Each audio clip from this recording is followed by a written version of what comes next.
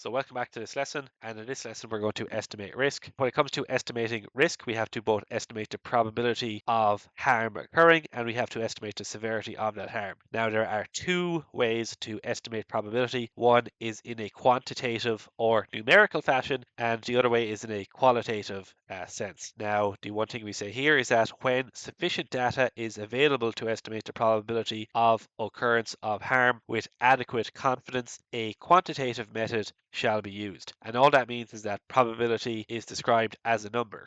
Now, of course, probability can be described basically as a percentage value. It can be anywhere from 0% to 100% likely to occur. In order to determine risk, we actually have to break probability into discrete levels, which is what is done in this table, where we break it into 5 different levels. And we say that if something is less than a 10 to the minus 6 chance of happening, it's improbable. If it is greater than a 10 to the minus 3 chance of happening, it's frequent. And then in between, we just use different words of improbable, remote, occasional, probable, and frequent. The very start of the risk management process, you have to come up with your risk management plan. And in that risk management plan, you'll put tables that look like this that describe how you're going to estimate risk. Okay, so that will go into your risk management plan. This is a 5-level one, but you can break it up into more or less levels if you like. Now, the one very important thing to note here is that frequently good quantitative data is not readily available, especially in development of an entirely new medical device or for security risks. Therefore, in practice, most risk estimation is done in a qualitative way. And when we say qualitative, what we basically mean is you describe probability but in a non-numerical fashion using a table that looks like this. So we're effectively using the same words of improbable, remote, occasional, probable, frequent, but now they're no longer described in a numerical sense. Instead, we just give a description of what each word means. So we say improbable is very unlikely to happen during the life cycle of a single medical device, and frequent is very likely to happen, etc., during the life cycle of a single medical device. And again, this is something that you determine in your risk management plan before you start conducting risk assessments of how are you going to basically describe probability and how are you going to estimate risk. This is of course stating this basically the same thing as the last point, but when we don't have good data, it is better that we estimate risk in a qualitative sense with high uncertainty. So that's where we go, we don't have good data, so this obviously is high uncertainty because it's not even numerical, but basically what we'll do is we'll go with high uncertainty, but we'll try and tend to overestimate the likelihood of something happening. And then the other one here is to estimate risk, we must also estimate the severity of harm. And again, we're going to use a table where we basically break severity of harm and describe it just by these different discrete levels. And again, here we go with a 5-level table. And then what we're saying is severity can be negligible, minor, major, critical, or fatal. And if something is negligible, it just results in an inconvenience. If it's minor, it's temporary injury. If it's major, it results in injury or impairment requiring medical or surgical intervention. And if it's critical, it's the same, but it's irreversible injury to people. And if it's fatal, it results in death. And the other thing that we've done in this table is we've tried to align those 5 levels with the software safety classification that's outlined in IEC 62304, where you must classify your software systems as class A, B, or C. So effectively, you align the two standards, ISO 14971 and 62304. Okay, so that's that table. And now what we'll jump to in the next example is we will go through another example similar to the last of identifying and evaluating a risk. Okay, so we have the same table as before and we'll just cover a different example and then we'll basically have a discussion of where we should focus our attention when we do this. So I'll give this one the ID risk number 2. I'll say this time the hazard is related to use and I'll say it's related to misuse. Our foreseeable events, let's go 1, a person suffers cardiac arrest. Let's say the operator uses an AED to treat them. We can say the operator misplaces the pads. 4, the AED pulses, output electrical pulses are basically ineffective. And 5, the patient does not receive treatment.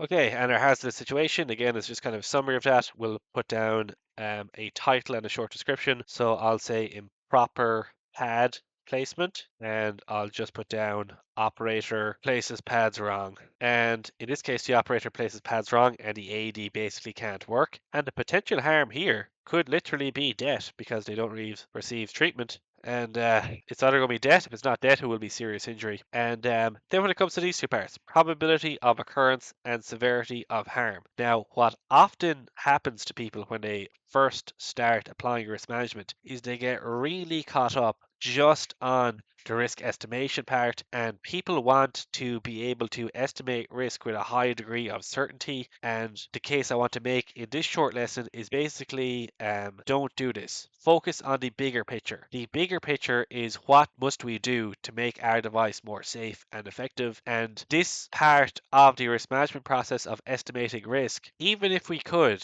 estimate the risk or the probability of occurrence of this situation happening, even if we went to all the effort of getting all of this data, having a more accurate estimate of the probability of occurrence and the severity of harm will only have a really minor impact on making our device more safe and effective. What will always make our device more safe and effective is risk control measures. So when it comes to this part and you're tempted to kind of get too deep into the weeds, shall we say, don't. It's much easier to just look at this and go off the expert opinion within your own team and with a high degree of uncertainty overestimate the likelihood of something to happen prior to risk control measures being introduced. So in this case, I'm going to say that this is very likely and the severity is of course fatal. Okay, and I won't give it more thought than that, and then I'll introduce risk control measures with the aim to reduce the probability of occurrence. We probably can't reduce the severity of harm here, unfortunately, and we basically just restate that here. So your goal is not to accurately determine risk, as this is basically impossible. Most risk analysis is a prediction of the future, and you cannot predict the future accurately. The real goal of risk analysis is to derive effective risk control measures that make the product more safe. So that is where we should always try focus our attention. For this reason, you're almost always better off with a qualitative risk analysis where we use words like likely and fatal rather than a quantitative risk analysis where we say something like a probability of occurrence of 80.2234%. It is really hard to get good data, not only good data but reliable data. And even then, once you go down that route, at the end of the day, you're probably going to derive the same risk control measures anyway. So why burden yourself with the pain of that when the qualitative approach is right there in front of you? The vast majority of the time, the data nor the resources exist to carry out an accurate quantitative probability of occurrence. And even if they did, you probably derive the same risk control measures you had opted for in the earlier qualitative approach. Sorry, I keep mixing up the words quantitative and qualitative. Risk is an inherent part of life. You cannot remove risk. Nothing is truly risk-free. You can only mitigate risk. That's the other one as well to mention here, because I always feel the other trap people fall into when they apply this stuff is they want to reduce risk to zero. You cannot reduce risk to zero. You can only mitigate risk. There will still always be residual risk remaining. Okay, your goal and where you should always focus is always on what are the best risk control measures we can introduce so our device is as safe and effective as possible. Don't get caught up in the weeds of what is the exact probability of this future event happening. Okay, I'll conclude that lesson there. I shall see you in the next.